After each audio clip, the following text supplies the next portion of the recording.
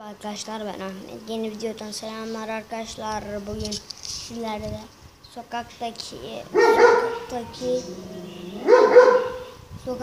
köpeğimizi tanıtacağım size arkadaşlar.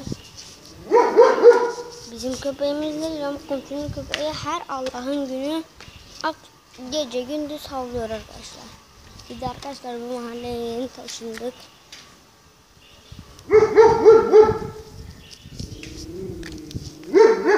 İşte havlayan komşumuzun köpeği Gölge. Arkadaşlar Gölge.